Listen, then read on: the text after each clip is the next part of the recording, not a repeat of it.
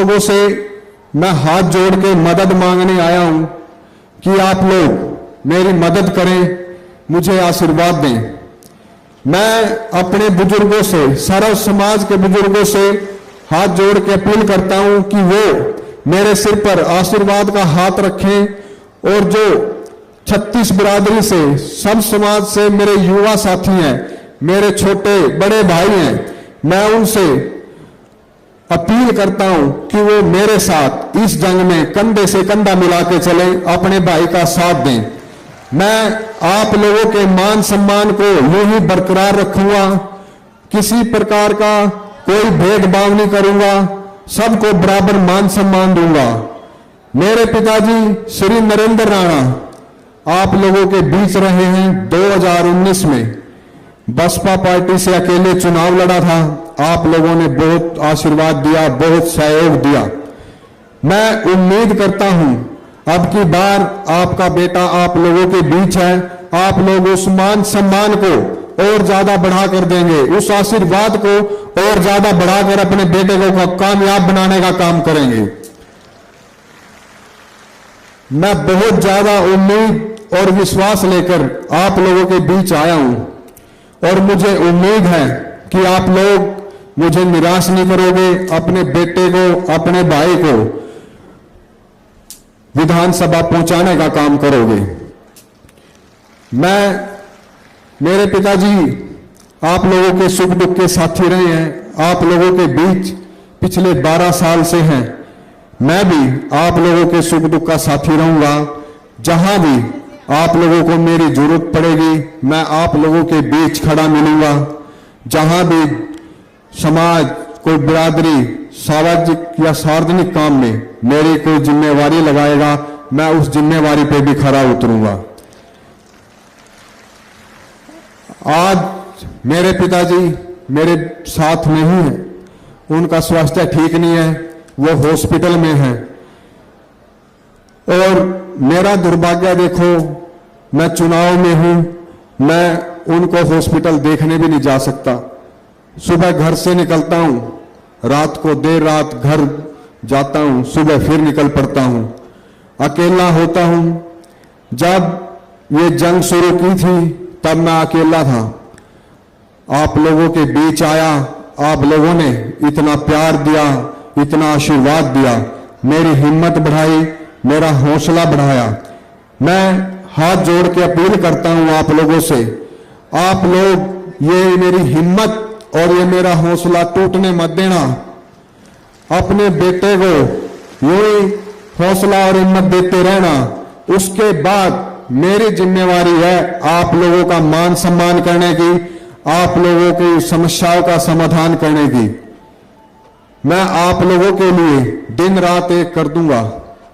युवा हूं, युवा सोच रखता हूं, युवाओं के लिए, अपने बराबर के भाइयों के लिए, छोटे भाइयों के लिए रोजगार के साधन उपलब्ध कराऊंगा। मेरी कोशिश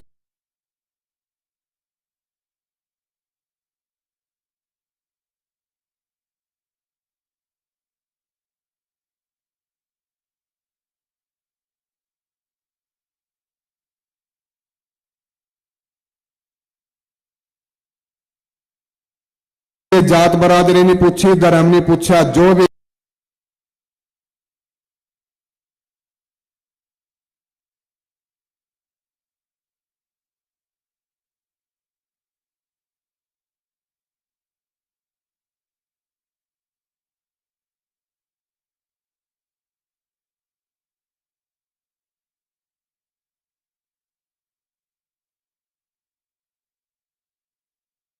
लोगों के बीच रहूंगा, क्योंकि आप लोगों से ही मैं हूं। आप लोगों ने ही मुझे यहां तक पहुंचाया है।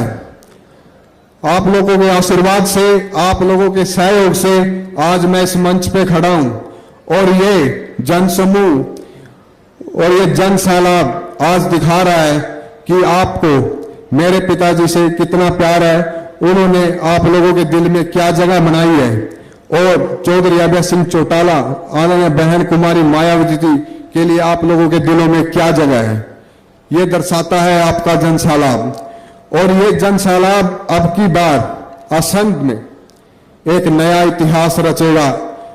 असंध हलके का युवा, 36 बिरादरी का युवा एक नया इतिहास रचेगा अब की बार राजनीति में। आप लोगों से मैं एक मौका ही मांगने के लिए आया हूं और मदद मांगने के लिए आया हूं। मेरी आप सबसे प्रार्थना है, मेरे पिता मेरे साथ नहीं है, आज आप लोगों के बीच नहीं है, उनकी कमी है। मैं आप लोगों से हाथ जोड़ के अपील करता हूं कि आप लोग मेरे पिता का फर्ज निभा दो। उनकी कमी मत महसूस होने देना मुझे कि वो मेरे साथ नहीं है। आप लोग बहुत प्यार दे रहे हो, बहुत स्नेह दे रहे हो, इसको आप यूं ही बरकरार रखना। मैं भी आप लोगों के लिए ये बराबर मान सम्मान आपके लिए बरकरार रखूंगा। आप लोगों को कभी निराश नहीं करूंगा, आपके मान सम्मान में कोई कमी नहीं आने दूंगा। उम्मीदें मुझे भी आप लोगों से, आप लोगों को मुझसे भी उम्मीदें होंगी। मैं कोशिश करूंगा आप लोगों की उम्मीदों पे खरा उतरने की, और मेरी कोशिश रहेगी अब की बार इस असंध हलके का नक्शा बदल के रखूंगा मैं। आप लोगों ने बहुत से विधायक बनाए हैं, सब पार्टियों को आजमा के देख लिया आप लोगों ने। एक मौका अपने बेटे को, अपने भाई को दे के देखो। इस असंध हलके का विकास मैं करके दिखाऊंगा। मैं गारंटी लेता हूं कि विकास कैसे होता है और करके दिखाऊंगा। विकास तो करना ही है, साथ में युवाओं को साथ लेके चलूंगा हर तरह से, जहां भी इन्हें मेरी जरूरत पड़ेगी, क्योंकि ये देश का भविष्य है। इनके लिए हर काम करूंगा, रोजगार को लेके भी, शिक्षा को लेके भी, खेल कूद को लेके भी। मेरी पहल रहेगी कि इस असंध हलके का युवा पूरे हरियाणा में और पूरे देश में नाम चमका के रखेगा कि हाँ भाई हरियाणा से असंध हलका है, उस गांव से है, गांव तक का नाम चमकेगा अब की बार। मैं आप लोगों के लिए दिन रात एक करूंगा, पूरी मेहनत करूंगा, पूरी लगन से करूंगा, पूरी शिद्दत से करूंगा। बस आप लोग मेरे सर पर आशीर्वाद का हाथ रखना, और मेरे जो भाई हैं वो मेरे साथ कंधे से कंधे मिला के चलना। अब की बार आप लोग एक नया इतिहास रचोगे, जिसकी गूंज हरियाणा तो है ही है, हरियाणा से बाहर तक भी जाएगी, पूरे प्रदेश में, पूरे देश में होगी ये गूंज। आप लोगों ने मेरे पिताजी को भी बहुत प्यार दिया है, और मुझे भी उम्मीद है कि आप इस बार मुझे ये प्यार, ये मान सम्मान, ये आशीर्वाद और ज्यादा बढ़ा कर दोगे। और मैं आप लोगों से यही प्रार्थना करता हूं, यही मेरी अपील है कि आने वाली 5 तारीख को हाथी के सामने वाला बटन दबाकर अपने बेटे को, अपने भाई को विजयी बनाएं। मेरी जीत से शायद मेरे पिताजी ठीक हो जाएं, उन्हें यही इंतजार हो, दवाइयां काम नहीं कर रही हैं, शायद उन्हें यही इंतजार हो कि भाई मैं जीत के आऊं और वो स्वस्थ हो जाएं और फिर से आप लोगों के बीच पहुंचे।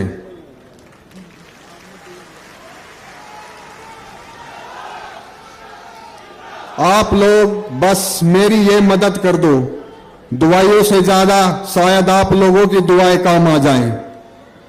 करोगे ना आप मेरे पिता के लिए दुआ?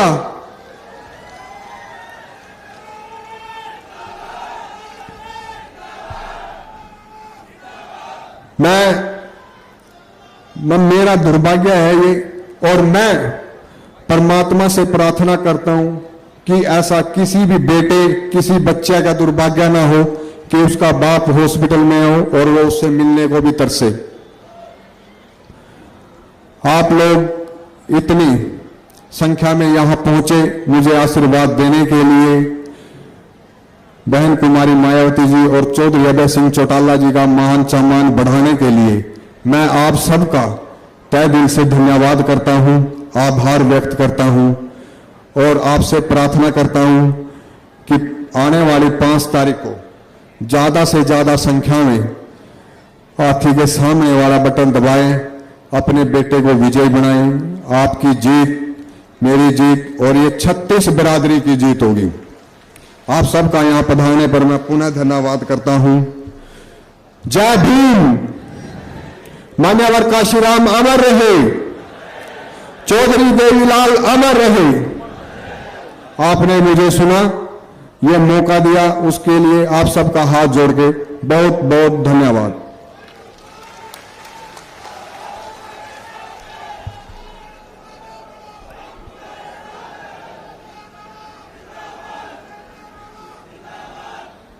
कितने भावुक शब्दों में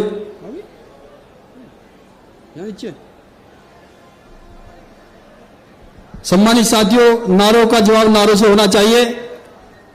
बहुजन समाज पार्टी जिंदाबाद, जिंदाबाद जिंदाबाद बहुजन समाज पार्टी जिंदाबाद, जिंदाबाद जिंदाबाद बसपा इनेलो गठबंधन जिंदाबाद, जिंदाबाद जिंदाबाद बसपा इनेलो गठबंधन जिंदाबाद, जिंदाबाद जिंदाबाद श्री अभय सिंह चौटाला जी जिंदाबाद, जिंदाबाद जिंदाबाद श्री अभय सिंह चौटाला जी जिंदाबाद, जिंदाबाद जिंदाबाद श्री ओम प्रकाश चौटाला जी जिंदाबाद,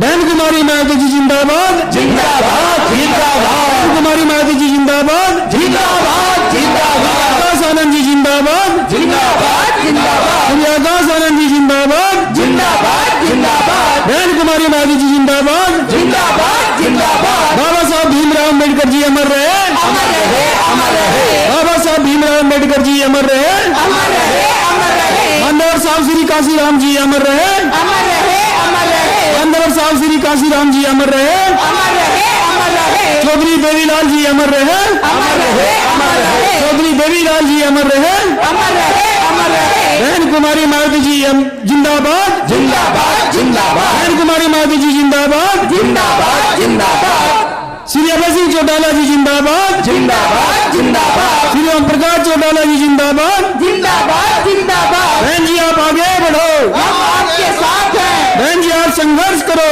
हम आपके साथ हैं बहन जी आप आगे बढ़ो, हम आपके साथ हैं बहन जी आप संघर्ष करो, हम आपके साथ हैं सर्व समाज के सम्मान में, बहन जी मैदान में सर्व समाज के सम्मान में, बहन जी मैदान में मजदूरों के सम्मान में, बहन जी मैदान में गरीबों के सम्मान में, बहन जी मैदान में पिछड़ों के सम्मान में, बहन जी मैदान में पिछड़ों के सम्मान में, बहन जी मैदान में महिलाओं के सम्मान में, बहन जी मैदान में बहुजनों के सम्मान में, बहन जी मैदान में बहन कुमारी महतो जी जिंदाबाद, जिंदाबाद जिंदाबाद बहन कुमारी महतो जी जिंदाबाद, जिंदाबाद जिंदाबाद बाबा साहब भीमराव अम्बेडकर जी अमर रहे, अमर रहे अमर रहे बाबा साहब भीमराव अम्बेडकर जी अमर रहे, अमर रहे अमर रहे श्री ओम प्रकाश चौटाला जी जिंदाबाद, जिंदाबाद जिंदाबाद श्री ओम प्रकाश चौटाला जी जिंदाबाद, जिंदाबाद जिंदाबाद श्री अभय सिंह चौटाला जी जिंदाबाद, जिंदाबाद जिंदाबाद श्री अभय सिंह चौटाला जी जिंदाबाद, जिंदाबाद जिंदाबाद बहुजन समाज पार्टी जिंदाबाद, जिंदाबाद जिंदाबाद बहुजन समाज पार्टी जिंदाबाद, जिंदाबाद जिंदाबाद श्री आकाश आनंद जी जिंदाबाद, जिंदाबाद जिंदाबाद श्री आकाश आनंद जी जिंदाबाद,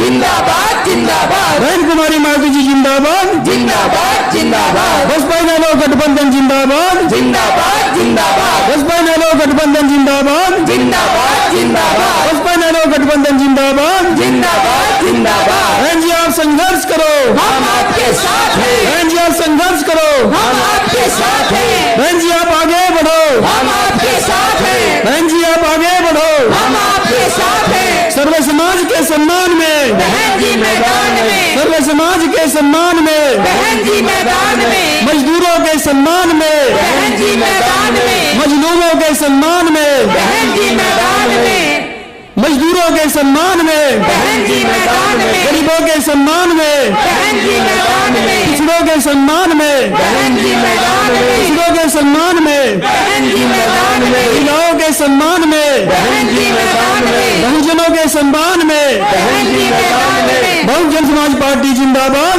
जिंदाबाद जिंदाबाद बहुजन समाज पार्टी जिंदाबाद, जिंदाबाद जिंदाबाद बहुजन समाज पार्टी जिंदाबाद, जिंदाबाद जिंदाबाद बसपा इनेलो गठबंधन जिंदाबाद, जिंदाबाद जिंदाबाद बसपा इनेलो गठबंधन जिंदाबाद, जिंदाबाद बसपा इनेलो गठबंधन जिंदाबाद, जिंदाबाद जिंदाबाद श्री अभय सिंह चौटाला जी जिंदाबाद, जिंदाबाद जिंदाबाद श्री अभय सिंह चौटाला जी जिंदाबाद, जिंदाबाद जिंदाबाद श्री ओम प्रकाश चौटाला जी जिंदाबाद, जिंदाबाद जिंदाबाद श्री ओम प्रकाश चौटाला जी जिंदाबाद। जिंदाबाद जिंदाबाद बहन जी आप संघर्ष करो, हम आपके साथ हैं, बहन जी आप संघर्ष करो, हम आपके साथ हैं, बहन जी आप आगे बढ़ो, हम आपके साथ हैं, बहन जी आप आगे बढ़ो। हम आपके साथ हैं। सर्व समाज के सम्मान में, बहन जी मैदान में, सर्व समाज के सम्मान में, बहन जी मैदान में, मजदूरों के सम्मान में, बहन जी मैदान में, मजदूरों के सम्मान में, बहन जी मैदान में, गरीबों के सम्मान में, बहन जी मैदान में, वंचितों के सम्मान में, बहन जी मैदान में, वंचितों के सम्मान में, बहन जी मैदान में, नौजवानों के सम्मान में, बहन जी मैदान में, नौजवानों के सम्मान में, बहन जी मैदान में, किसानों के सम्मान में, बहन जी मैदान में, किसानों के सम्मान में, बहन जी मैदान में, पिछड़ों के सम्मान में, बहन जी मैदान में, पिछड़ों के सम्मान में, बहन जी मैदान में, महिलाओं के सम्मान में, बहन जी मैदान में, महिलाओं के सम्मान में, बहन जी मैदान में, बहुजनों के सम्मान में, बहन जी मैदान में, बहुजनों के सम्मान में। बहन जी मैदान में, बसपा लोग गठबंधन जिंदाबाद, जिंदाबाद जिंदाबाद, बसपा लोग गठबंधन जिंदाबाद, जिंदाबाद जिंदाबाद, बहुजन समाज पार्टी जिंदाबाद, जिंदाबाद जिंदाबाद, बहुजन समाज पार्टी जिंदाबाद, जिंदाबाद जिंदाबाद, बहन कुमारी मायावती जी जिंदाबाद,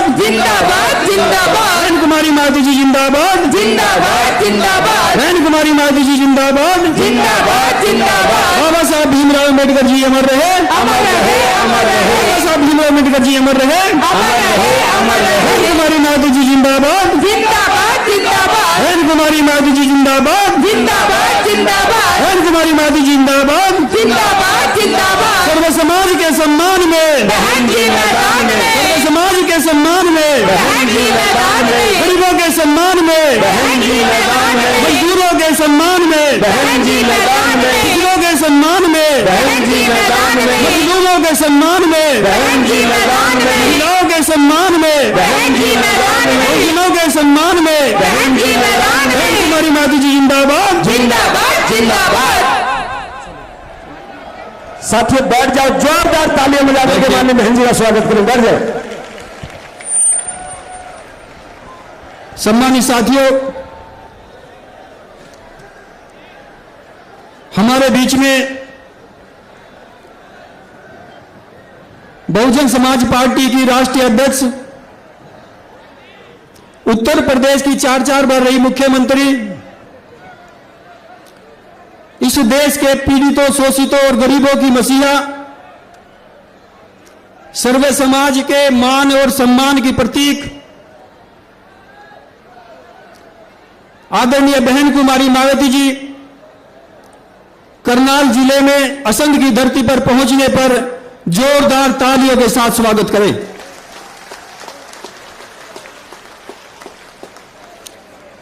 इसी क्रम में हमारे बीच में गठबंधन के दोनों नेता आदरणीय बहन कुमारी मायावती जी, आदरणीय श्री ओम प्रकाश चौटाला जी के आशीर्वाद प्राप्त करके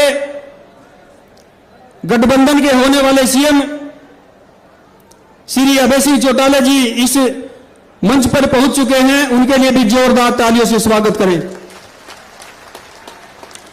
इसी क्रम में आदरणीय बहन जी का आशीर्वाद प्राप्त करके आदरणीय बहन कुमारी मायावती जी के घोषित उत्तराधिकारी श्री आकाश आनंद जी मंच पर पहुंच चुके हैं। उनके लिए भी जोरदार तालियों से स्वागत करें। सम्मानित साथियों,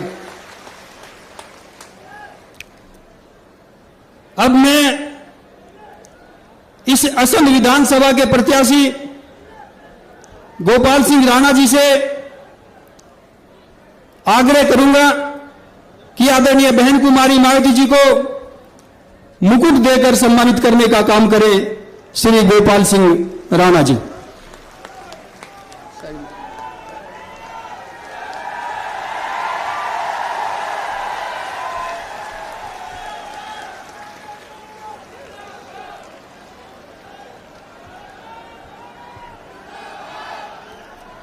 अब मैं बहुजन समाज पार्टी के महासचिव राम कुमार सालवन जी से आग्रह करूंगा कि श्री अभय सिंह चौटाला जी को मुकुट देकर सम्मानित करने का काम करें श्री राम कुमार सालवन जी। उल्टा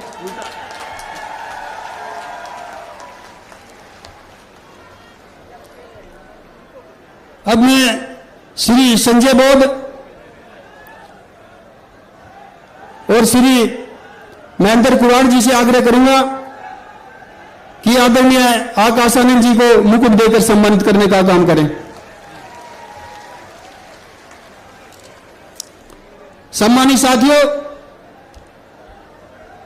इंतजार की घड़ी खत्म हुई और मैं सबसे पहले आमंत्रित करना चाहूंगा इस प्रदेश के आदरणीय बहन जी का आशीर्वाद प्राप्त करके होने वाले सीएम आदरणीय श्री अभय सिंह चौटाला जी से आग्रह करता हूं कि वो आए और अपने शब्दों से इस जनसभा को संबोधित करने का काम करें। आदरणीय श्री अभय सिंह चौटाला जी।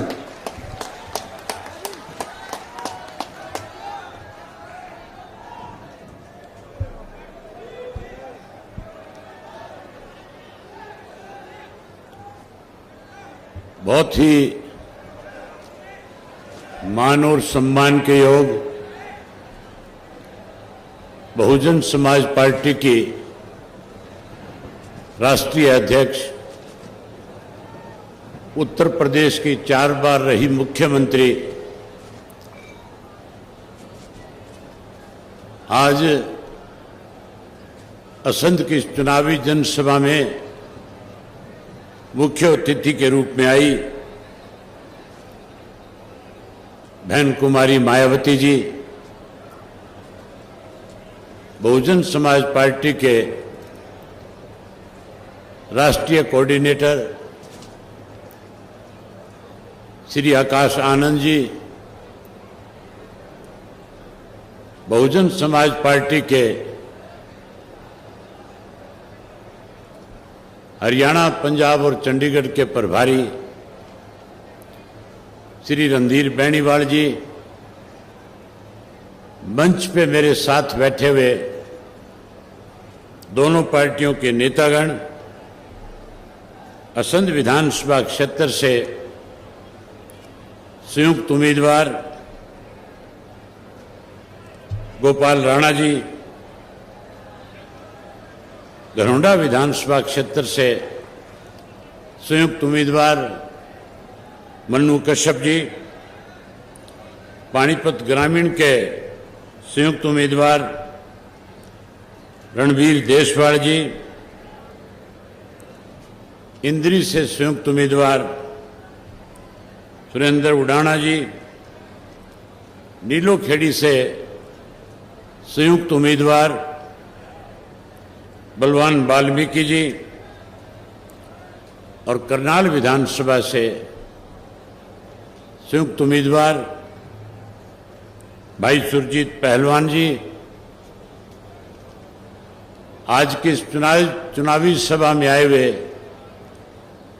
आदरणीय बुजुर्गों, नौजवान साथियों, सम्मान के योग्य माताओं, बहनों, पत्रकार छायाकार दोस्तों, 5 तारीख को हरियाणा की विधानसभा के चुनाव होने जा रहे हैं। साथियों, मैं अब तक हरियाणा के करीब अलग अलग हलकों में 50 से ज्यादा हलकों में जाकर के आया हूं। आज पूरे प्रदेश में इस बात को लेकर के बड़ी एक चर्चा है कि अब की बार हरियाणा प्रदेश के अंदर जब भाजपा को लोग सत्ता से बाहर करेंगे, वहीं कांग्रेस को भी सत्ता से दूर रख करके बहुजन समाज पार्टी और इंडियन नेशनल लोकदल पार्टी के गठबंधन की सरकार बनाएंगे।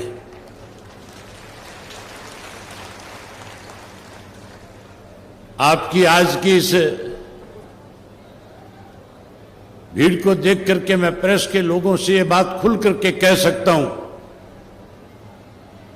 कि असंध विधानसभा क्षेत्र की सीट भी बहुजन समाज पार्टी और इंडियन नेशनल लोकदल पार्टी का संयुक्त उम्मीदवार गोपाल राणा बड़े भारी बहुमत के साथ जीतने का काम करेंगे। साथियों, हरियाणा के लोगों ने 10 साल पहले कांग्रेस का राज देखा। कांग्रेस के राज से दुखी और परेशान होकर के कहीं भारतीय जनता पार्टी को सत्ता सौंपने का काम किया और भारतीय जनता पार्टी ने पिछले 10 वर्ष में इस किस्म के हालात प्रदेश के कर दिए कि आज हर वर्ग के लोग दुखी है, परेशान है, आज बदलाव चाहते हैं। इस 10 वर्ष में भारतीय जनता पार्टी की कैसी कार्य प्रणाली रही, अगर मैं विस्तार से उसकी चर्चा करूंगा तो साथियों बहुत लंबा समय लग जाएगा। इस 10 वर्ष में अनेक वायदे भारतीय जनता पार्टी ने सत्ता में आने से पहले किए थे। मोदी जी वायदा करते थे, कहते थे कांग्रेस के राज में जो धन लूट करके विदेश के बैंकों में कांग्रेस के लोगों ने जमा कराया, हम उस काले धन को वापस लाएंगे और दावा करते थे कि हर व्यक्ति के खाते में 15-15 लाख रुपए जमा करा देंगे। किसान के साथ वायदा किया था कि एमएसपी का कानून बनाएंगे। वायदा किया था स्वामीनाथन की रिपोर्ट लागू करेंगे, आपकी फसल के दाम 2 गुना करेंगे। वायदा किया था पढ़े लिखे नौजवान के साथ 2 करोड़ को हर वर्ष रोजगार देंगे। वायदा किया था इन माताओं और बहनों के साथ कि गैस का कनेक्शन और गैस का सिलेंडर आपके घर में मुफ्त में पहुंचा देंगे, महंगाई कम कर देंगे, रोक लगा देंगे। लेकिन साथियों 10 वर्ष बीत गए। मैं हरियाणा प्रदेश के तकरीबन हर गांव में जाकर के आया हूं। मैंने खुल के लोगों से ये पूछा कि मोदी जी के वायदे के मुताबिक आपको 15 लाख मिलना चाहिए था,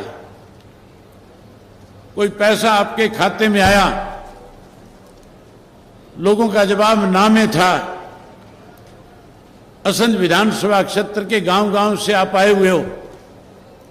मैं आपसे पूछना चाहता हूं, आपके किसी के खाते में कोई एक नया पैसा मोदी के वायदे के मुताबिक आपके खाते में आया कि नहीं आया? कोई पैसा नहीं आया। जहां कोई वायदा पूरा नहीं किया, वहां प्रदेश और देश के अंदर महंगाई बढ़ा दी। आज हरियाणा प्रदेश की हालत ऐसी है कि जहां महंगाई बढ़ी हुई है वहां भ्रष्टाचार चरम सीमा पे है, कानून व्यवस्था खत्म है और उसके साथ साथ पढ़े लिखे नौजवान के लिए कोई रोजगार नहीं है। बेरोजगारी में आज हरियाणा प्रदेश देश में नंबर 1 पे है। वहीं उसके साथ हमारा प्रदेश कहीं दूध दही के लिए जाना जाता था, आज नशे में भी नंबर 1 पे पहुंचा दिया इस भाजपा की सरकार ने। नशा बढ़ गया, अपराध बढ़ गए। आज साथियों नौजवान को रोजगार नहीं, इसलिए नौजवान जो है खास करके आपका करनाल जिला, कुरुक्षेत्र जिला, यमुनानगर और कैथल जिला, इन जिलों में तो मैं यात्रा के दौरान जब गांव में गया था, बड़ी हैरानी होती थी सुनकर के कि हमारे गांव में 18 साल से लेकर के 40 वर्ष का कोई भी नौजवान जो है आज अपने घर में गांव में नहीं है। सारा का सारा नौजवान जमीनें बेच बेच करके विदेशों को पलायन कर गया। सरकार की गलत पॉलिसी की वजह से आज हमारे घर खाली हो गए, गांव खाली हो गए। वहीं कांग्रेस के राज के अंदर बड़ी लूट मची थी। भूपेंद्र सिंह हुड्डा के राज में हरियाणा प्रदेश के लोगों के साथ बड़ा भेदभाव किया गया था। चाहे कोई नौकरी निकलती थी चाहे कोई रोजगार के साधन उपलब्ध कराने की बात थी, और चाहे साथियों कहीं कोई छोटा मोटा विकास का मामला था। हैरानी की बात है, उस 10 साल के राज में ये सारी चीजें रोहतक जिले तक सिमट करके रह जाती थी, उसकी सीमा से बाहर नहीं निकलती थी। एक समय चौधरी ओम प्रकाश चौटाला जी प्रदेश के मुख्यमंत्री थे। जब चौटाला साहब मुख्यमंत्री थे, सरकार आपके द्वार कार्यक्रम के तहत हरियाणा प्रदेश का पूरे प्रदेश के लोगों के साथ बिना भेदभाव किए सम्मान विकास कराने का काम किया था। चौटाला साहब के मुख्यमंत्री तब काल में एक गांव से दूसरे गांव से जुड़ने वाली जो जितने भी कच्चे रास्ते थे उन सबको पक्का कर दिया गया था। हरियाणा प्रदेश में सड़कों का जाल बिछा दिया गया था। जहां पीने का स्वच्छ पानी नहीं था वहां कनाल बेस्ड वाटर वर्क्स बनाए गए। गांव के स्कूल अपग्रेड किए गए। गांव-गांव के अंदर डिस्पेंसरी, पीएचसी, सीएचसी बना करके लोगों को स्वास्थ्य की अच्छी सुविधा मिले, इस काम को भी आगे बढ़ाया था। सरकार आपके द्वार कार्यक्रम के तहत चौटाला साहब के राज में लाखों लाखों करोड़ों रुपए जो है एक एक गांव पे हर साल खर्च किया जाता था। या तो हरियाणा में चौधरी देवीलाल जी के राज के अंदर जो वायदे किए गए थे उनको पूरा किया गया था, और या फिर दलित समाज को ऊपर कैसे उठाया जाए, इसके लिए लंबे समय से संघर्ष करके बहन मायावती जी ने उत्तर प्रदेश में जब सरकार बनाई, तो जब संघर्ष कर रहे थे, जब आम नागरिक को अपने साथ जोड़ रहे थे, आम नागरिक का विश्वास जीत रहे थे, जब दबे कुचले लोगों को जिनका वोट का अधिकार नहीं था उनकी लड़ाई लड़ रहे थे, और उन लोगों के बीच में जाकर के जो वायदे उन्होंने किए, जो बात उन्होंने कही, उत्तर प्रदेश के लोगों ने यकीन करके जब उनकी सरकार बनाई, तो सरकार बनने के बाद अनेक ऐसे काम किए जो आज भी उत्तर प्रदेश के लोग याद करते हैं। गरीब का उत्थान किया, किसान की मदद करी, और उसके साथ साथ उत्तर प्रदेश का गुंडा राज खत्म करने का काम अगर किसी ने किया तो बहन मायावती जी ने किया। साथियों, चुनाव का वक्त है। हर पार्टी अपना मैनिफेस्टो लेकर के आएगी, अलग अलग तरह के वायदे करेंगे, लुभाने की कोशिश करेंगे। आज भारतीय जनता पार्टी चाहे जो मर्जी वायदा कर ले, लोग उनकी बात पे यकीन नहीं करेंगे, भाजपा को सत्ता से बाहर करेंगे। वहीं कांग्रेस पार्टी भी आज कहीं लोगों को लुभाने के लिए रोजाना इश्तिहार निकालते हैं, तरह तरह के वायदे करते हैं।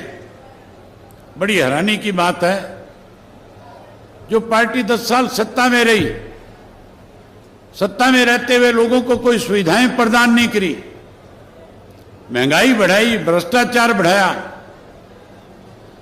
गुंडा तत्व को कहीं ना कहीं संरक्षण देने का काम किया। आज वो लोग भी वायदा करते और कहते हैं अगर हमारा राज बन जाएगा गैस का सिलेंडर 500 रुपए का कर देंगे। वायदा करते हैं पेंशन 6000 कर देंगे। वायदा करते हैं ओल्ड पेंशन स्कीम लागू कर देंगे। ये कांग्रेस के लोग वायदा करते हैं और कहते हैं गरीब आदमी को 100 गज का प्लाट देंगे, पक्का मकान बना करके देंगे। इनका 10 साल राज था। इस 10 साल के राज के अंदर किसने भूपेंद्र सिंह हुड्डा का हाथ पकड़ा था?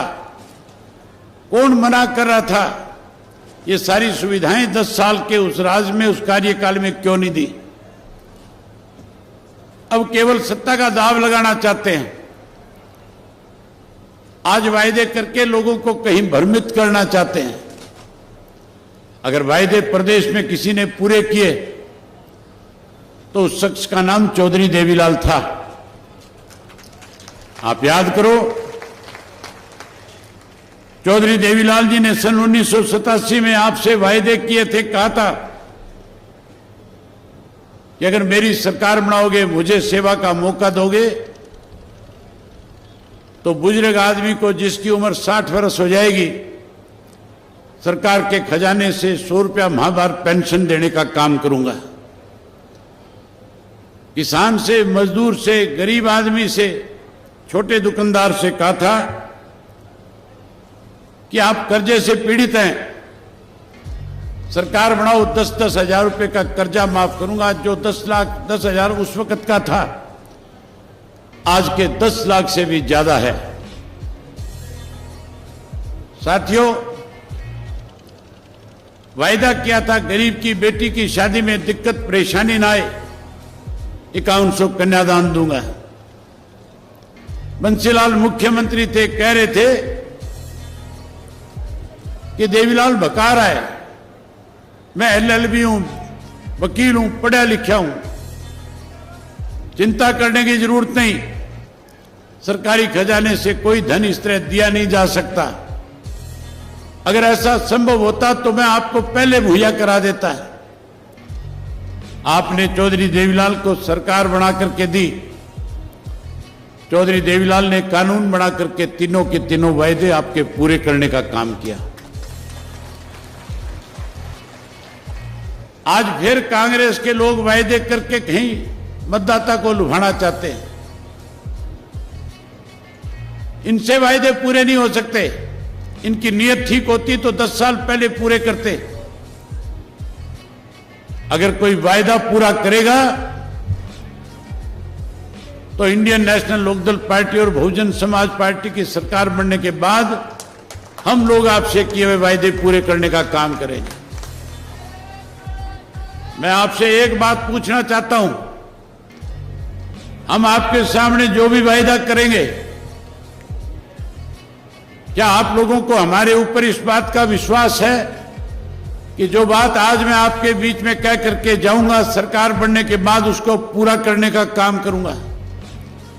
अगर आपको विश्वास है तो एक बार बोल करके कहो कि हमें आप पे विश्वास है। अगर आप हमारे ऊपर विश्वास करते हो तो आज आपसे वायदा करके जाते हैं कि सरकार बनने के बाद जो 100 रुपया पेंशन चौधरी देवीलाल ने शुरू करी थी, उस पेंशन को बढ़ाएंगे, 7500 रुपया महीना करके हमारे बुजुर्गों का मान सम्मान बढ़ाएंगे। आप हमारे पे विश्वास और भरोसा करते हो तो मैं पढ़े लिखे नौजवान बच्चों से वायदा करता हूं और कहता हूं,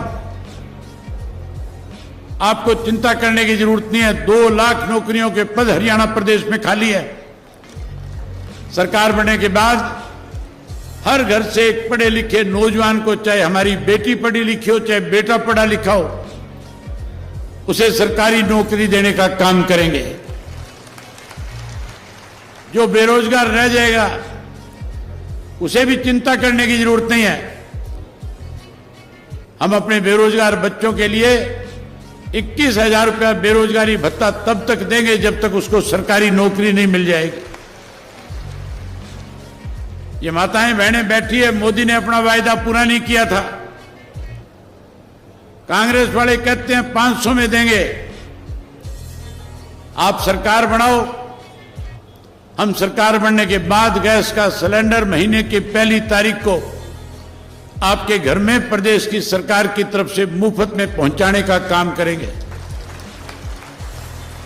जहां गैस का सिलेंडर देंगे वहीं किसी भी गृहिणी को किसी के आगे हाथ ना फैलाना पड़े अपनी रसोई अच्छी चलाने के लिए 1100 रुपए नमक मिर्च के भी साथ में आपको देंगे, आपके खाते में डालेंगे।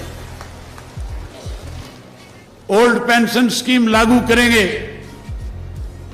पहले चौधरी ओम प्रकाश चौटाला ने 100 गज के प्लाट गरीब लोगों को दे करके उनके सर पे छत देने का काम किया था। हम नए सिरे से 100 गज का प्लाट देंगे और उसके साथ चौधरी देवीलाल आवास योजना के तहत 2 पक्के मकान भी बना करके उनको छत देने का काम करेंगे। ओल्ड पेंशन स्कीम लागू करेंगे और उसके साथ साथ हरियाणा प्रदेश के हर गांव में पीने का स्वच्छ पानी हो, कनाल वेस्ट वाटर देंगे और मुफ्त में आपको पानी मुहैया कराने का काम करेंगे। जहां पानी मुफ्त देंगे वहीं साथियों बिजली के बिल बहुत आते हैं। बिजली महंगी है कि नहीं है? बिजली के बिल ज्यादा आते हैं कि नहीं आते हैं? आप चिंता मत करो, राज बनाओ।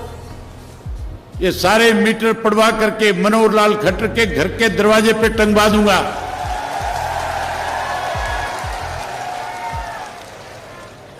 और वहीं उसके साथ साथ हरियाणा प्रदेश के हर नागरिक की घर की बिजली मुफ्त में करके देने का काम करेंगे।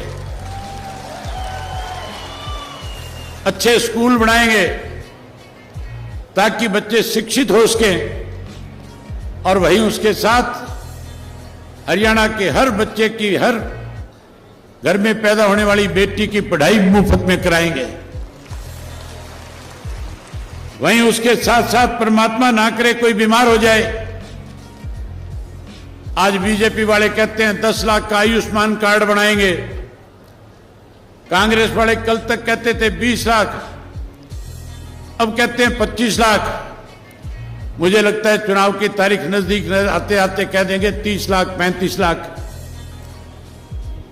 पहले भी हमने बुजुर्ग को 60 वर्ष से ज्यादा आयु वाले को मुफ्त इलाज की सुविधा प्रदान करी थी।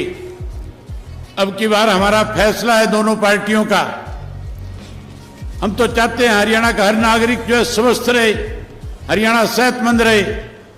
अगर कोई बीमार हो जाएगा, चाहे वो कहीं इलाज कराए पूरे देश के अंदर, उसके इलाज पे जितना खर्च आएगा टोटल हरियाणा प्रदेश की सरकार वहन करेगी। आप क्या मुफ्त में इलाज करने का काम करेंगे। साथियों, मन बहुत था आपके साथ और बहुत सारी बातें करूं, लेकिन आगे समय दे रखा है। बहन जी ने भी वापिस जाना है, इसलिए आपका ज्यादा समय ले लेकर के मैं अपना समय बहन जी को दूंगा और आपसे केवल एक उम्मीद करूंगा, आपसे एक वायदा लेना चाहूंगा कि आप 5 तारीख तक जिस उत्साह और जोश के साथ आज आप यहां आए हो, जो आज हजारों की संख्या में आपने आकर के इस बात पे मोहर लगाई है कि हम करनाल में असंध की सीट जीत करके अपनी सरकार बनाने का काम करेंगे, वहीं मैं आपसे उम्मीद करूंगा कि 5 तारीख तक लगातार एक एक मतदाता के बीच में जाओगे। जो वायदे हमने आपके सामने किए हैं, ये सारी बातें लोगों के बीच में जाकर के कहोगे। आज हरियाणा का हर नागरिक आपकी बात पे भरोसा करता है, विश्वास करता है। कांग्रेस के राज में झूठ और लूट थी, भाजपा के राज के अंदर भ्रष्टाचार बढ़ा। हमने किए हुए वायदे पूरे किए, लोग आपकी बात पे विश्वास करेंगे और आपकी सरकार बनाने में आपके साथ खड़े हो जाएंगे। मैं उम्मीद करूंगा कि आप सब लोग आज से इस काम को आगे बढ़ाओगे। आगे बढ़ाओगे कि नहीं बढ़ाओगे? बोल के बताओ, बढ़ाओगे कि नहीं बढ़ाओगे? बहुत धन्यवाद। जय हिंद, जय हरियाणा।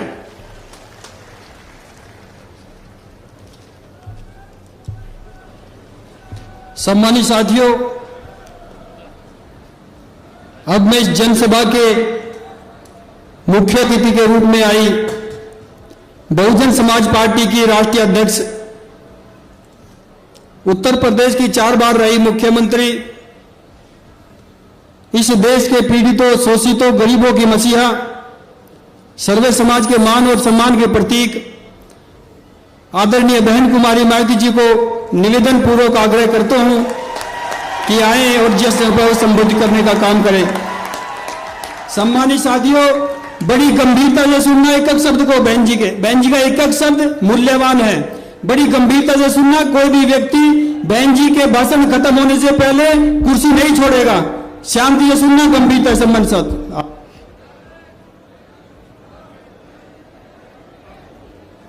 चुनावी जनसभा में इकट्ठा हुए बहुजन समाज पार्टी व भारतीय राष्ट्रीय लोकदल के बने इस गठबंधन के सभी छोटे बड़े पदाधिकारी, नेता एवं कार्यकर्तागण, आज आप लोग यहाँ हरियाणा प्रदेश में विधानसभा के लिए हो रहे आम चुनाव में अपने बने इस गठबंधन के उम्मीदवारों के समर्थन में हमें सुनने के लिए यहाँ इकट्ठा हुए हैं, तो उसके लिए मैं आप सभी लोगों का हार्दिक दिल से आभार प्रकट करती हूँ, जिनको कामयाब बनाने के लिए भारतीय राष्ट्रीय लोकदल के वरिष्ठ राष्ट्रीय महासचिव श्री अभय सिंह चौटाला जी व इनके सभी साथीगण तथा बीएसपी के भी नेशनल कोऑर्डिनेटर श्री आकाश आनंद व यहाँ के संयोजक श्री रणधीर बेनीवाल और इनके भी सभी साथीगण पूरे जी जान से लगे हैं। और अब मैं आप लोगों का ध्यान यहाँ हरियाणा प्रदेश में विधानसभा के लिए हो रहे आम चुनाव में अपने इस बने गठबंधन की सरकार बनाने को लेकर कुछ जरूरी बातों की तरफ दिलाना चाहती हूँ। और इस संबंध में हमारी पार्टी का ये कहना है कि अपने देश को आज़ाद हुए और भारतीय संविधान को भी लागू हुए अब वर्षों बीत चुके हैं, और इस लंबी अवधि में केंद्र व आपके हरियाणा प्रदेश में भी विभिन्न विरोधी पार्टियों की सरकारें रही हैं।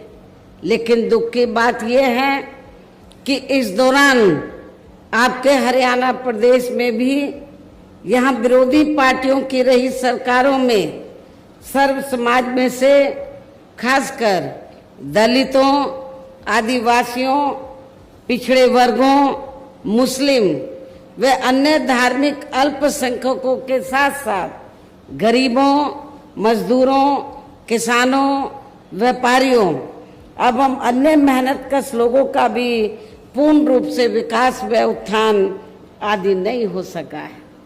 जिनकी सरकारों की गलत नीतियों एवं गलत कार्य प्रणाली आदि को अभी ने और ज्यादा आजमाने की जरूरत नहीं है।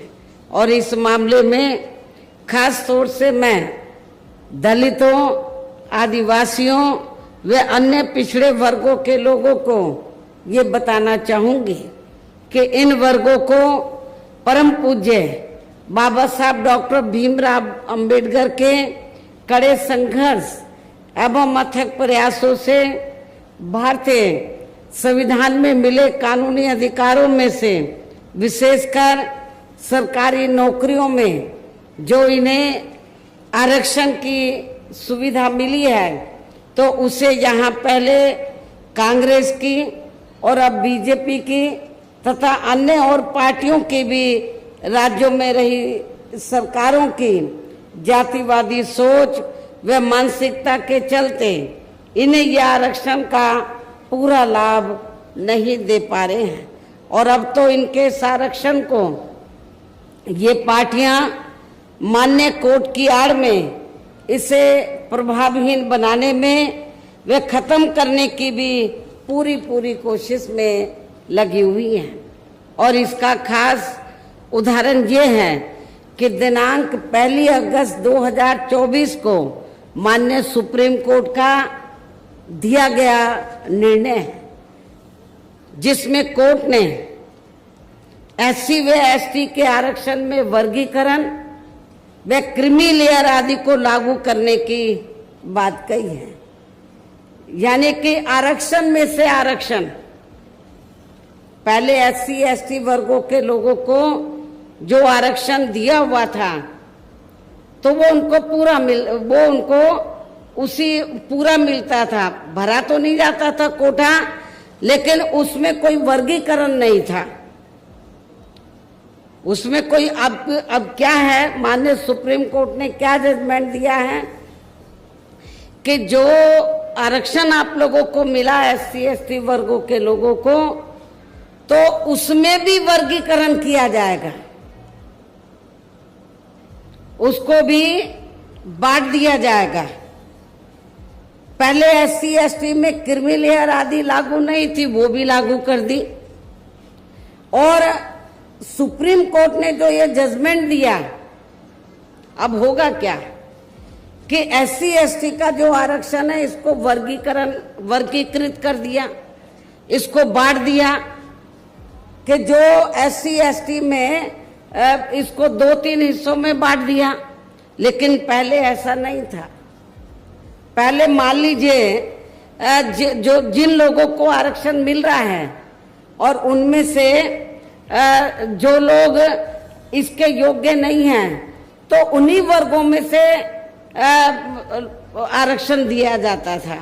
लेकिन अब ये वर्गीकरण करके ये लोग क्या करेंगे कि जो योग्य नहीं होंगे तो उनको पहले SC में ही जो मजबूत जातियां थी उनको मिल जाता था। अब ये धीरे से चुपके से अब ये करेंगे क्या, सामान्य वर्गों के लोगों को उनका ये आरक्षण दे देंगे। और ये जो व्यवस्था की गई है, माननीय सुप्रीम कोर्ट ने जो व्यवस्था की है, तो इस व्यवस्था में सेंटर की ओर से, सेंटर में किसकी सरकार है, भारतीय जनता पार्टी की। भारतीय जनता पार्टी का जो सरकारी वकील उधर खड़ा हुआ, उसने सुप्रीम कोर्ट के इस फैसले का स्वागत किया, कहा कि हम सहमत हैं, इससे हम सहमत हैं। कांग्रेस के भी वकील खड़े हुए, उन्होंने कहा कि हम इससे सहमत हैं। और ये SC ST में जो आरक्षण में पहले वर्गीकरण नहीं था, अब उसमें वर्गीकरण कर दिया। अब आपको बहुत, और इनको जो SC ST की जातियां हैं, तो वर्गीकरण करके इनको आपस में लड़ाने का काम किया है। और ये जो पार्टियां क्या कर रही हैं, लड़ाने का काम कैसे कि फूट डालो और राज करो। अभी तक SC ST एक प्लेटफार्म पे रहता था, लेकिन इसकी आड़ में इनको बांट के फूट डालो। कुछ जो वोट कुछ वोट BSP ले जाए और कुछ वोट वो दूसरी पार्टियां ले जाए, इनको बांट के रखो। जिनको ये कह रहे हैं कि वर्गीकरण करके हम फायदा पहुंचा रहे हैं, तो उनका ये वोट ले जाएंगे, जबकि इससे कोई फायदा होने वाला नहीं है। धीरे पर्दे के पीछे इसका ज्यादातर लाभ जनरल लोगों को ही मिल जाएगा। और एक दिन ऐसा आ जाएगा कि आपका ये आरक्षण प्रभावहीन बन जाएगा, ना के बराबर रह जाएगा, खत्म हो जाएगा। और यदि इन वर्गों के आरक्षण के मामले में केंद्र की वर्तमान भाजपा सरकार की भी नीति व नीयत साफ होती, तो फिर ये सरकार माननीय सुप्रीम कोर्ट के आरक्षण को लेकर आए इस निर्णय को बिना कोई देरी किए हुए उसे निष्प्रभावी बनाने व पूर्व की स्थिति में लाने के लिए संसद का विशेष सत्र बुलाकर फिर संवैधानिक संशोधन विधेयक जरूर लाती और उसे विपक्ष को साथ में लेकर पास भी जरूर कराती। और इतना ही नहीं, बल्कि इसके लिए कांग्रेस व इनके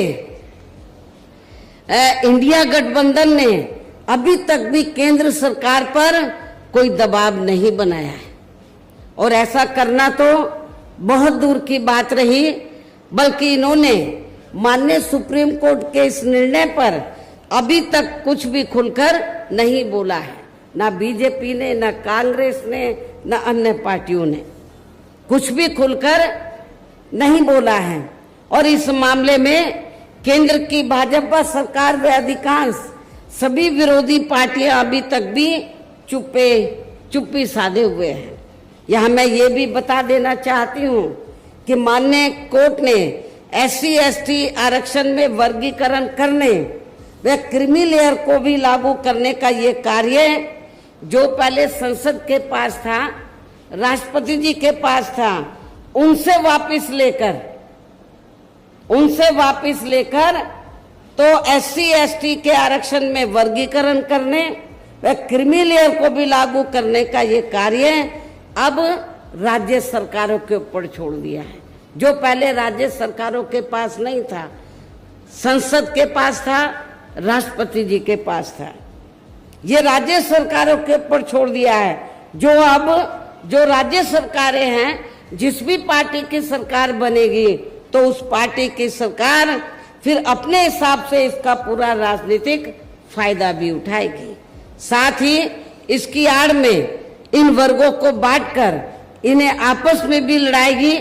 अर्थात अब ये पार्टियां फूट डालो व राज करो की नीति का भरपूर फायदा उठाएंगी।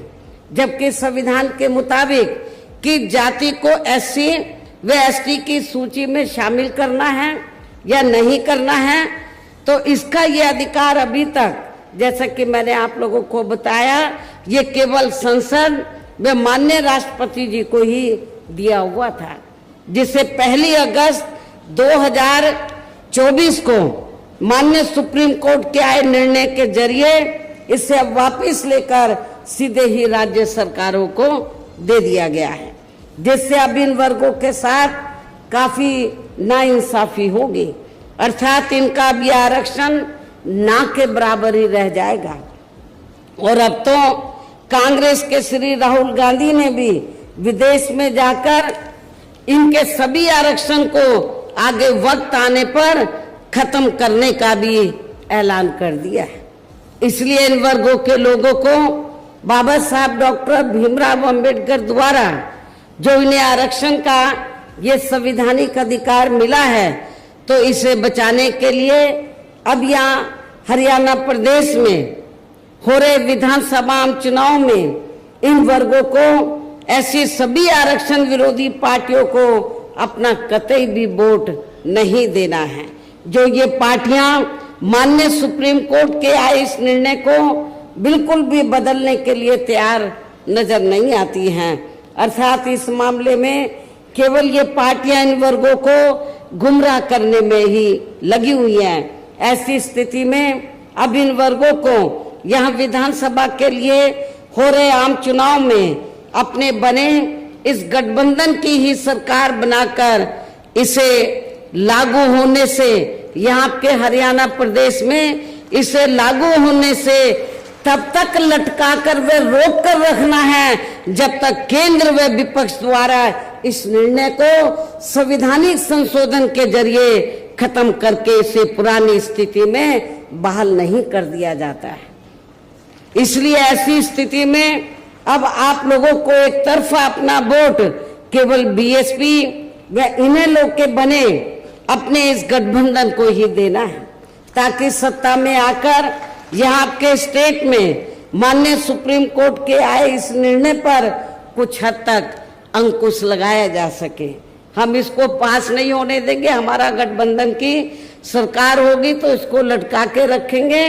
और कब तक रखेंगे? जब तक हम पार्लियामेंट में संवैधानिक संशोधन लाने के लिए हम सेंट्रल गवर्नमेंट के ऊपर दबाव बनाएंगे, वो इसको पुरानी स्थिति में नहीं ले आती है, बहाल नहीं कर देती है।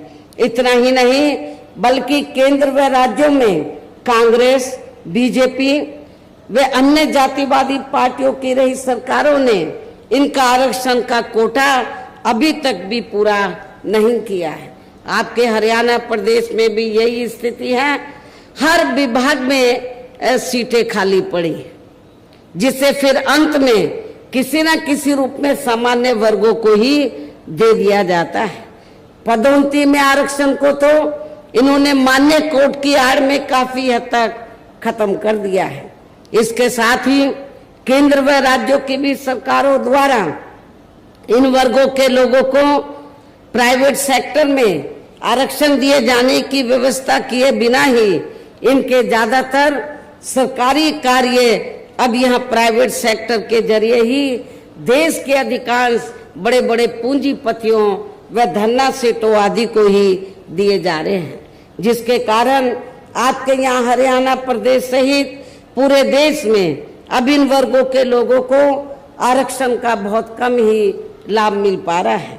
और इससे अब पूरे देश में दलितों व आदिवासियों के साथ साथ अन्य पिछड़े वर्गों को भी काफी ज्यादा नुकसान हो रहा है, जबकि अन्य पिछड़े वर्गों के लोगों को ये भी मालूम होना चाहिए कि इन्हें मंडल कमीशन की रिपोर्ट के तहत आरक्षण की सुविधा केंद्र में कांग्रेस पार्टी की रही सरकार में नहीं बल्कि बीएसपी के कड़े संघर्ष एवं अथक प्रयासों से केंद्र में रही श्री बीपी सिंह के सरकार में ही मिली है, जिसका भी अब यहाँ जातिवादी विरोधी पार्टियों की चल रही सरकारें इन्हें पूरा लाभ नहीं दे पा रही हैं।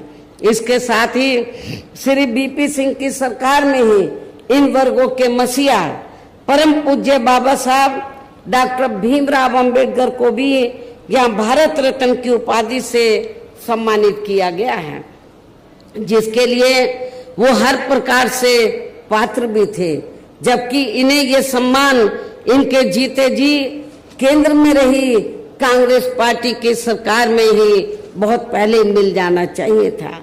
लेकिन इस पार्टी की यानी कि कांग्रेस पार्टी की सरकार ने बाबा साहब डॉक्टर अंबेडकर के देहांत के बाद भी इन्हें काफी वर्षों तक इन्हें ये सम्मान नहीं दिया। इससे इन वर्गों के प्रति इस कांग्रेस पार्टी की हीन व जातिवादी मानसिकता साफ झलकती है। इतना ही नहीं बल्कि इनके कारवां को आगे बढ़ाने वाले वे हर मामले में समर्पित रहे व्यक्तित्व मान्यवर श्री कांशीराम जी के देहांत होने पर उस समय केंद्र में रही इसी कांग्रेस पार्टी की सरकार ने इनके सम्मान में एक दिन का भी राष्ट्रीय शोक घोषित नहीं किया था। इसके साथ ही इन वर्गों के लोगों को जुर्म जाति से निजात दिलाने के लिए जो भी यहाँ नियम व कानून आदि बने हैं तो उन पर भी केंद्र व राज्यों की सरकारें सही से अमल नहीं कर पा रही हैं, जिससे अब यह खासकर दलितों, आदिवासियों व अन्य पिछड़े वर्गों के ऊपर शोषण करने वाले लोगों का मनोबल और भी ज्यादा बढ़ रहा है। और ये सब हमें यहाँ आपके हरियाणा प्रदेश में भी काफी कुछ देखने के लिए मिल रहा है। इसी प्रकार हमें पूरे देश में मुस्लिम व अन्य अखिलेश समाज के लोगों की भी अधिकांश मामलों में हालत कोई खास अच्छी नजर नहीं आती है। इनके साथ साथ अपर कास्ट समाज व जाट समाज में भी खासकर गरीब लोगों की आर्थिक स्थिति अभी भी यहाँ आपके प्रदेश सहित पूरे देश में काफी ज्यादा खराब व दयनीय ही बनी हुई है। इनके अलावा आपके हरियाणा प्रदेश सहित पूरे देश में सर्व समाज में से विशेषकर यहाँ गरीब, मजदूर, किसान, कर्मचारी, छोटा व्यापारी एवं अन्य मेहनतकश लोग भी अपनी विभिन्न समस्याओं को लेकर अभी भी हमें काफी ज्यादा दुखी ही नजर आते हैं। और इनमें भी किसान वर्ग तो केंद्र में अभी तक की रही सभी सरकारों द्वारा बनाई गई उनकी गलत नीतियों के कारण अब काफी ज्यादा परेशान व दुखी भी रहा है और अभी भी है। लेकिन इन सब की मुख्य वजह हमारी पार्टी केंद्र में व आपके हरियाणा प्रदेश में भी यहाँ अब तक की रही अधिकांश विरोधी पार्टियों की सरकारों की गरीब व किसान विरोधी तथा इनकी जातिवादी, पूंजीवादी व संकीर्ण मानसिकता के तहत बनाई गई उनकी गलत नीतियों एवं गलत कार्य प्रणाली को ही काफी हद तक जिम्मेवार मानकर चलती है। और इस मामले में खासकर इनकी गलत आर्थिक नीतियों के वजह से ही आए दिन यहाँ पूरे देश में गरीबी, बेरोजगारी व महंगाई आदि भी काफी ज्यादा बढ़ रही है, जिससे आम जनता काफी ज्यादा परेशान व दुखी भी है। इसके साथ साथ अभी भी अपने देश में भ्रष्टाचार हर स्तर पर काफी ज्यादा फैला हुआ है, जिससे आपका खुद का अपना हरियाणा प्रदेश भी अछूता नहीं रहा है।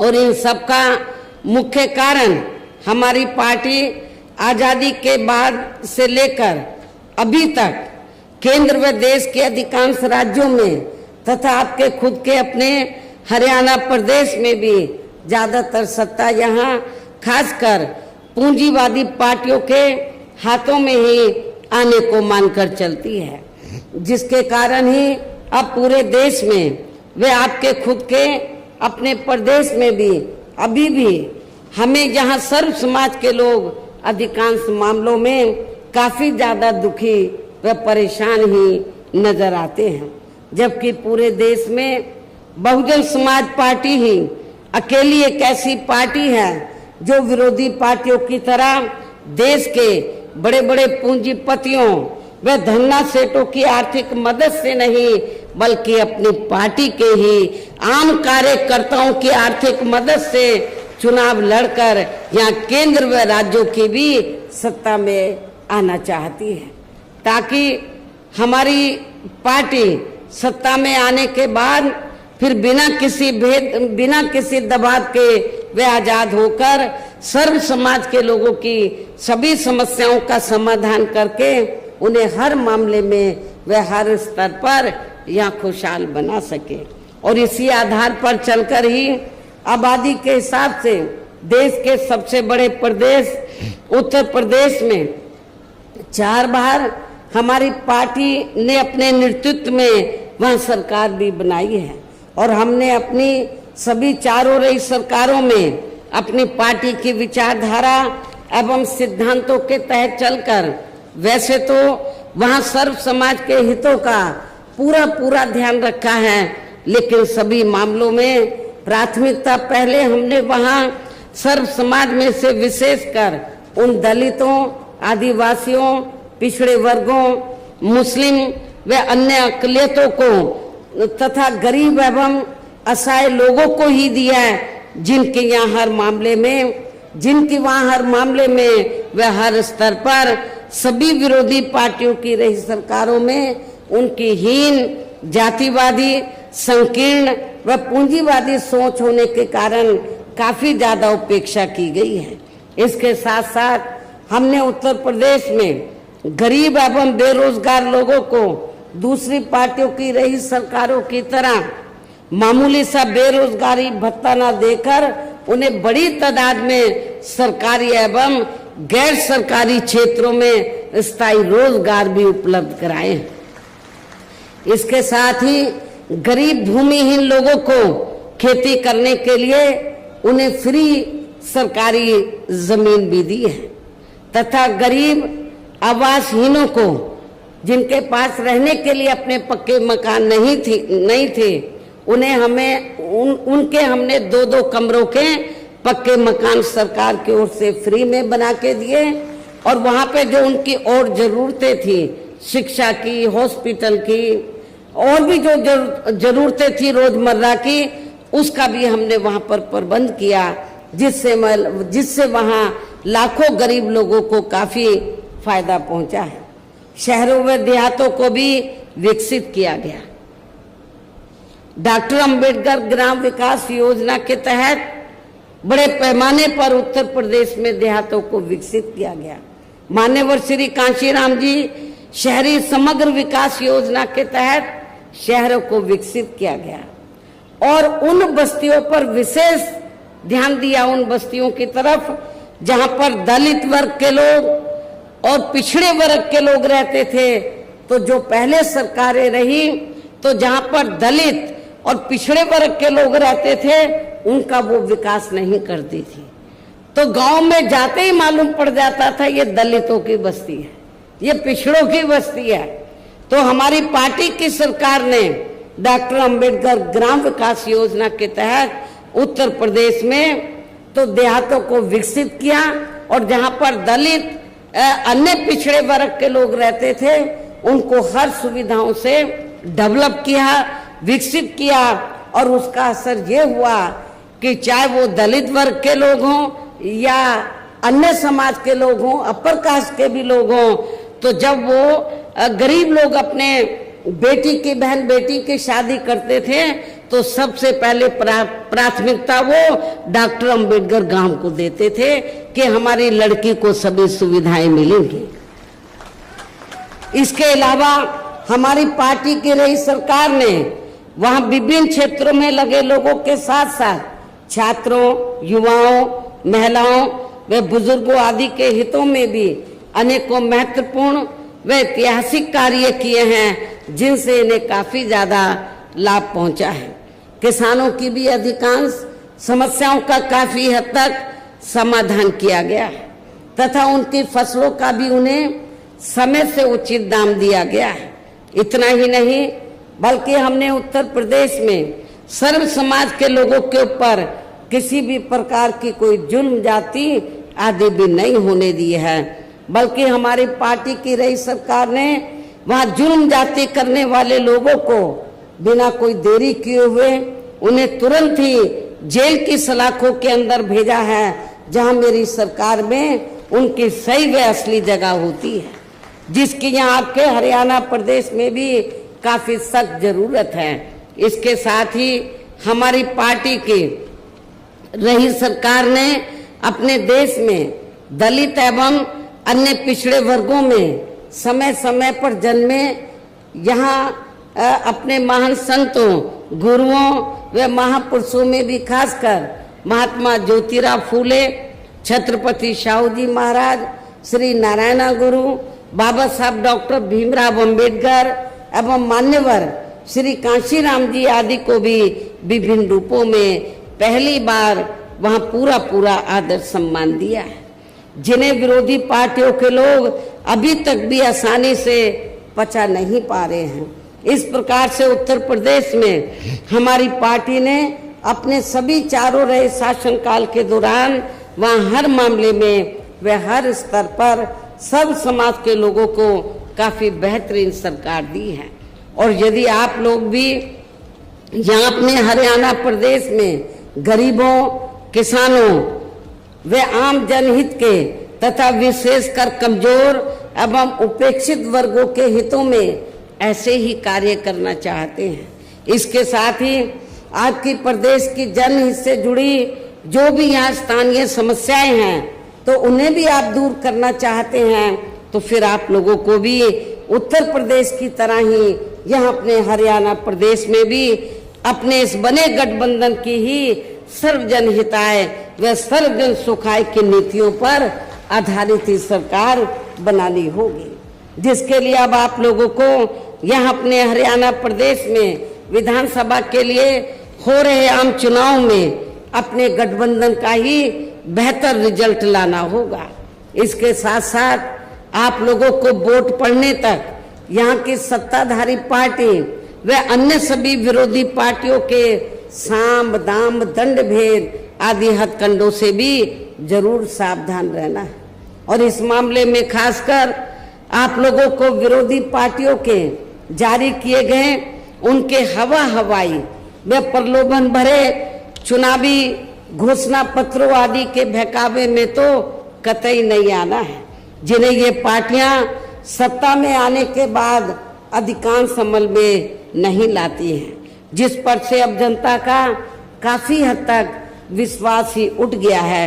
इसलिए हमारी पार्टी किसी भी चुनाव में अपना कोई भी चुनावी घोषणा पत्र आदि जारी नहीं करती है।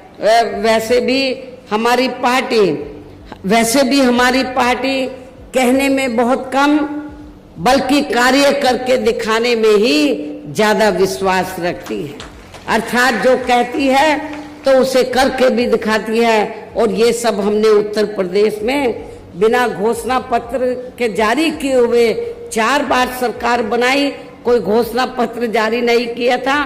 उसके हम कब करते हैं? जब सरकार बन जाती है, फिर हम अपनी नीतियां बताते हैं कि हमारी सरकार की नीतियां क्या है। उससे पहले हम कोई हवाई बातें नहीं करते हैं।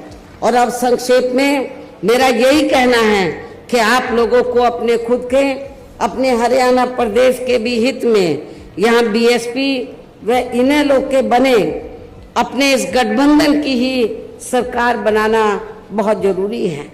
और अब आप लोगों को अपने इस गठबंधन के उम्मीदवारों को ज्यादा से ज्यादा कामयाब बनाना है, जिसके लिए बीएसपी के उम्मीदवारों को हाथी चुनाव चिन्ह के सामने वाले बटन को दबाकर तथा राष्ट्रीय लोकदल के उम्मीदवारों को चश्मा चुनाव चिन्ह के सामने वाले बटन को दबा के उन्हें जरूर जिताना है। असम से तो आपका नौजवान साथी खड़ा हुआ है। इनके पिता पहले पार्टी में बहुत सक्रिय रहे, अभी वो बीमार हैं, वो इसलिए उन्होंने बीएसपी को अपना बेटा समर्पित किया है कि ये बेटा मैं बीएसपी को दे रहा हूं। नौजवान है, मेरी आप लोगों से पुरजोर अपील है कि आप इस नौजवान को जिताकर इनके मनोबल को जरूर बढ़ाएं, इनको राजनीति में कामयाब बनाने का काम आप लोगों का है। और भी यहाँ पर इस करनाल जिले में आसपास के जो विधानसभा की सीटें हैं, गठबंधन के और भी उम्मीदवार हैं, उनको भी आपको कामयाब बनाना है।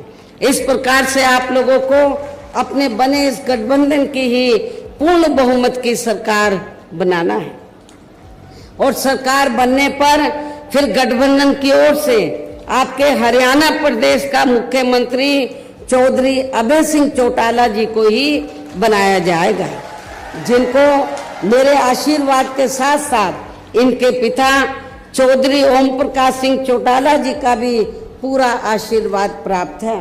वैसे स्वर्गीय चौधरी देवीलाल जी का भी हमेशा इन पर आशीर्वाद बना रहा है। इनके साथ साथ गठबंधन की ओर से बीएसपी का, ये जो हमारा गठबंधन है, इनके साथ साथ गठबंधन की ओर से बीएसपी का एक डिप्टी सीएम दलित वर्ग का तथा दूसरा डिप्टी सीएम अन्य पिछड़ा वर्ग या अपर कास्ट समाज में से ही बनाया जाएगा। और ये दोनों डिप्टी सीएम कौन होंगे, इसका फैसला इस चुनाव का नतीजा आने के बाद ही किया जाएगा। इन्हीं जरूरी बातों के साथ ही अब मैं आप सभी लोगों से अपने बने इस गठबंधन के अधिकांश उम्मीदवारों को जिताकर अपनी यहाँ गठबंधन की ही सरकार जरूर बनाना है। इस उम्मीद के साथ ही अब मैं केंद्र सरकार से देश में जातीय जनगणना कराने के लिए भी विशेष अनुरोध करती हूँ, जिसको पहले केंद्र में रही कांग्रेसी सरकार ने और अब वर्तमान में चल रही बीजेपी की सरकार ने भी इसे अभी तक भी लटका के रखा हुआ है, जो उचित नहीं है। इसके लिए भी इनसे विशेष आग्रह के साथ ही अब मैं अपनी बात यही समाप्त करती हूँ। धन्यवाद। जय भीम व जय भारत।